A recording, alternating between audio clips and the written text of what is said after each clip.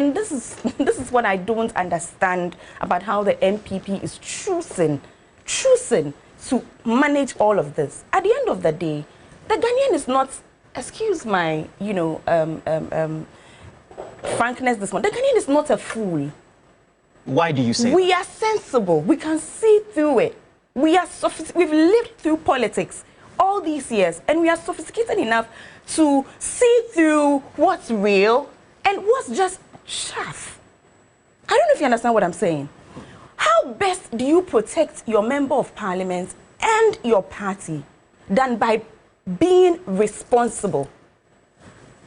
I mean, what better way to show Ghanaians that we have learned our lessons from the way that we behaved, that you did not like, and you kicked us out? We have learned our lessons. We are going to give you the best opposition you could ever have. We are going to make sure that the real issues are dealt with in this, and we are going to keep this government accountable to you. How best do you do that? Is it not by being a responsible side, by showing that we won't play to the gallery? We won't waste time on non-issues. We will deal with the actual issues. Listen, as a people, Ghanaians, the amount of, excuse my language, wahala that we have. Politics is about bread and butter. People have real issues they are dealing with. People want jobs, right? We are talking about galamsey. There are real issues that affect the people of this country that we want dealt with. Now, you have an opposition that is deaf to everything, every problem of the Ghanaian, an opposition that has a unique opportunity to keep a government accountable. What is this opposition choosing to do? What is this opposition choosing to do? It's unfortunate that some of us need to remind this opposition to be accountable to the Ghanaian just after they lost an election the way that they did. It's almost as if the MPP just decided to sleep and is refusing to be woken up. It's just, listen, I would ordinarily have no problem with it. I would be rejoicing, and saying that, good, carry on. Ghanaians are watching you, and Ghanaians will remind you of your behavior at the end of 4 years. But you see, we all can't do that.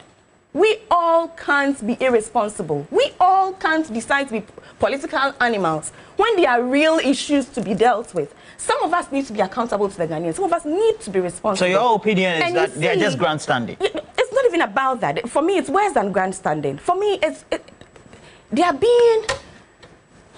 Don't let me do that this morning. All right. But you are choosing your words carefully. I'm being very careful. All right, please wrap up. I mean, I'm the one who should be responsible. I have to be responsible. For me, it's just us losing focus of what politics should be about, right? For me, politics is not this. It should be about the interests of the people.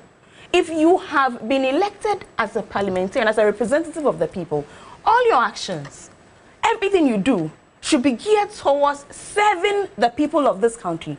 And certainly not this. Absolutely not this. I keep watching the whole thing unfold, and I'm so, maybe because I'm new to all of this, it's so ridiculous, for me, every time I'm asked the question, I'm like, I don't want to be talking about this. I don't want to be dealing with this. Like, there are better issues and better things to be dealt with. But let me say this. Even when you take the Constitution, there's the letter and the spirit of the Constitution, right?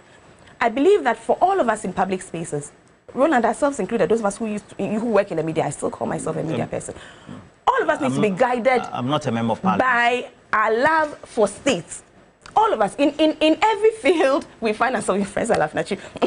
In every field, we find ourselves. In wherever corner, and in whatever activity we are involved in states, all of us need to be guided, by the Ghanaian. And as Susan just said something about apathy, right? About increasingly getting, a population that's apathetic to everything that's happening. Automatically, who loses out? Who loses out? The Ghanaian.